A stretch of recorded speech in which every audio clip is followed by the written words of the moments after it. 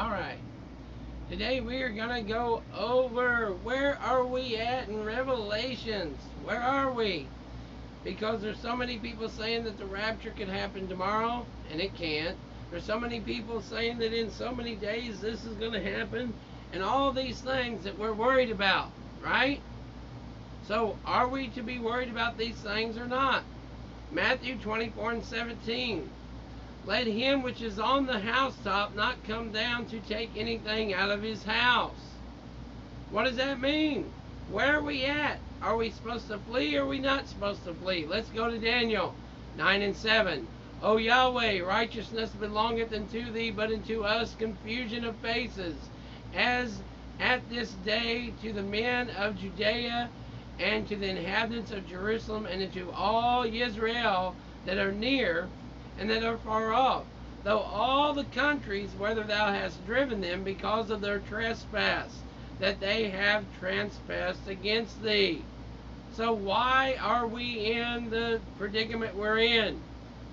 Because of what we've done, right? Because we didn't listen. 9:13, as it is written in the law of Moses, all this evil has come upon us, yet made we not our prayer before Yahweh our Elohim, that we might turn from our iniquities and understand thy truth. So when all these things happen, what's happening? We're not praying. We're not giving the prayers. We're not talking to Yahweh. We're not doing what we're supposed to be doing. And now, O Yahweh our Elohim, that has brought thy people forth out of the land of Egypt with a mighty hand, and has gotten thee renown, as of this day we have sinned, and we have done wickedly. So when they know how everything has gone so bad, what happens? If we're not careful, we don't even do this anymore, right? We know we're sinning. We know things are terrible. We know bad things are afoot. We know all this is happening. But let's not pray about it. Let's not talk to Yahweh. Let's not have our governors and president talk about truth and justice and the American way. Whatever happened to that? We want to make up things, right? We want to go and talk about things. 70 weeks are determined upon thy people and upon thy holy city, to finish the transgression and to make an end of sins, and to make reconciliation for iniquity, and to bring into everlasting righteousness, and to seal up the vision and prophecy, and to anoint the most holy. Now, where are we going with this? We read in Revelations, we read in Daniel, we read about the abomination of desolation, right? Know therefore and understand that from the going forth of the commandment to restore and to build Jerusalem into the Messiah, the prince shall be 7 weeks, and 62 weeks. The street shall be built again, and the wall even in tremendous, troublous times. Depends on what version you have there. But what's going on? We see we have times. And after 62 weeks shall the Messiah be cut off, but not for himself and the people of the prince that shall come and shall destroy the city and the sanctuary. And the end thereof shall be with flood, and unto the end of the war desolations are determined. And he shall confirm the covenant with many for 1 week. Now here we go. We have all these times and dates. We know what's going on. We know what time to look for, right? We cannot add to and take away. We can't go say, I seen this star, and I seen this, and I seen the comet, and I seen all this, and that really means this. Because we're doing no different than what Churchianity has done to the Sabbath. Well, since Constantine and these people and all this and all that, since they wanted to kill the Sabbath keepers and those who wear seats and those who have tassels, well, let's kind of play their game. Let's kind of do what they do, and therefore we won't really have the problems, right? No. 9 and 27. Daniel 9 and 27. And he shall confirm the covenant with many for 1 week. We haven't seen any of this, right? So where were we? Where are we on the timeline? Are we in the seals? Are we in the trumpets? Are we getting close to a rapture? No. Are we getting close to the mark of the beast? No, not really. Is it coming? Is it close? Well, according to Scripture, what we know is time is a day is 1,000 years, right? So when the Messiah said, it is here, the Antichrist is here, the Spirit, it was there. It has been there, right? Now, with that being said, 1,000 years, how long has it been? What we have to do is know, he says, my people are destroyed for a lack of knowledge. They're destroyed because they come up with all these idiocies and say, oh, tomorrow the rapture could happen. Tomorrow the mark of the beast could happen. Tomorrow this could happen. Tomorrow that could happen. But the Scripture says specifically that it has to come within these times. So let's go back. Daniel 9:27. And he shall confirm the covenant with many for 1 week. In the midst of the week he shall cause the sacrifice and the abomination to cease. And for the overspreading of abominations he shall make it desolate, even until the consummation. And that determined shall be poured upon the desolate. So the abomination of desolation is after that he makes a covenant with many for 1 week. Who is he? The Antichrist, right? So what are we looking for? Let's back up. Let's go now, because we know when this is going to happen. We now have a good time frame. We now have 2 witnesses. We now know what we're looking for, right? Let's go. Revelation 1:1. The revelation of Yeshua HaMashiach, which Elohim gave unto him, to show unto his servants things which must shortly come to pass. And he sent and signified it by his angel, and unto his servant John. 2 and 3 witnesses, right? Yeshua, the angel, and Yochanan, John. 2 and 3 witnesses are saying this. Now, who bear record of the word of Elohim and the testimony of Yeshua HaMashiach, and of all things that he saw. Blessed is he that readeth. Now, and they that hear the words of this prophecy, and keep the things which are written therein, for the time is at hand. Now, the time is at hand. We know with the Creator that time is really nothing. To him, what happened in the beginning and what happens in the middle, time doesn't really matter, right? To us, we're calculating because we know we have a short amount of time. But when we really get older, we see time goes right out the window. Some days just seem to fly by. We use these terms, we know that it goes by quickly, right? So as far as eternity, this is nothing. With that in perspective, we now know what he was talking about, right?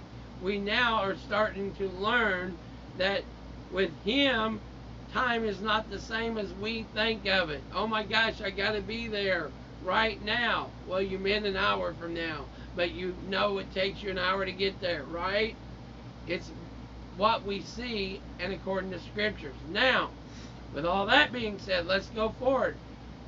First chapter, greeting to the 7 churches. John, to the 7 churches which are in Asia, grace be unto you and peace from which is and which was and which is to come, and from the 7 spirits which are before his throne. Right? So chapter 1 is talking into what? The churches. The vision of the Son of Man. Right? So that's what we have in chapter 1. The mystery of the 7 stars which thou sawest in my right hand, and the 7 golden candlesticks, the 7 stars, are the angels of the 7 churches. And the 7 candlesticks which thou sawest are the 7 churches. So now we know we have that mystery. Now, let's go on. Chapter 2. To the church in Ephesus, right? And it goes again talking about the churches, the Samaria, the church in Pergamum, right? The church in Thessalonica. Now we know what chapter 2 is about. Are we in chapter 2? Are we in chapter 3? Where are we? To the church in Sardis. And unto the angel of the church in Sardis write these things, saith he that hath the 7 spirits, the Ruach of Elohim, and the 7 stars. I know thy works, and that thou hast a name, that thou livest, and are not dead. And it goes on and tells us about the churches, right? The church in Philadelphia, the church in Laodicea. Now, let's go on. Chapter 4, the throne in heaven. After this I looked, and behold, a door was opened in heaven. And the first voice which I heard was as it were of a trumpet, or a shofar, talking with me, which said, Come up hither, and I will show you things which must be hereafter. And immediately I was in the Spirit, and behold, a throne was set in heaven, and one sat on the throne. Right? So now we're in chapter 4. And it's talking of all these, the beast, and all of what's happening here. Let's go on, chapter 5. The scroll and the Lamb. And I saw in the right hand of him that sat on the throne a book written within, and on the backside sealed with 7 seals. Now some people will try to say that the seal's open, we're in the 4th seal, we're in the 7th seal, we're in the 5th seal, and all these things, but that's not true. Because we see, as of right now, as we know it, July of 2020, this is not true. Because the scripture says, And I saw in the right hand of him that sat on the throne a book written within, and on the backside sealed with 7 seals. And I saw a strong angel proclaiming with a loud voice, Who is worthy to open the book and to loose the seals thereof? And no man in heaven, nor in earth, neither under the earth, was able to open the book, neither to look thereon. Nobody was able to open this. Have you ever heard this happen? Have you ever heard of this happening? No, we have not. So we can't be to this point, because it says no one was worthy to open it. And I wept much, because no man was found worthy to open and to read the book, neither to look thereon. And one of the elders saith unto me, Weep not, behold, the Lion of the tribe of Judah, the root of David, hath prevailed to open the book and to loose the 7 seals thereof. And I beheld, and lo, in the midst of the throne and of the 4 beasts, and it had been slain, having 7 horns and 7 eyes, which are the 7 spirits of Elohim, sent forth into all the earth. And he came and took the book out of the right hand of him that sat upon the throne. And when he had taken the book, the 4 beasts and 24 elders fell down before the Lamb, having every one of them harps and golden vials full of odors, which are the prayers of the saints. Right? We're still praying, we're still hoping for things to come.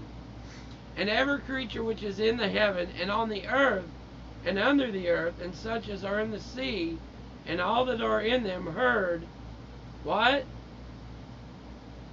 Every creature heard this. Heard I saying, Blessing and honor and glory and power be unto him that sat upon the throne, and to the Lamb forever and ever. And the 4 beasts said, So be it. And the 24 elders fell down and worshiped him that liveth forever and ever. Folks, we can't go past things and say things that have happened that has obviously not happened. We don't have one record. We don't have one thing on TV. We don't have ESPN, ABC, CBS, CNN, Fox News. Nobody has recorded this happening. We have nowhere, no how of a witness of what we just heard. Oh, well, no, I don't know. We either believe the scriptures or we don't believe them. We either believe what is written or we don't. It can't be spiritual and unseen when we don't want it to be. And then we see and we physically have to wear beards. We physically have to wear seats. We physically have to we're physically going to be marked with his name. It either happens or it doesn't. We either believe it or we don't, right? Believe it or don't, we have to take it either literally or it's all just kind of whatever, right? You have to take some of this literally, because this we want to take literally. Matthew 24:17. Let him which is on the housetop not come down to take anything out of his house.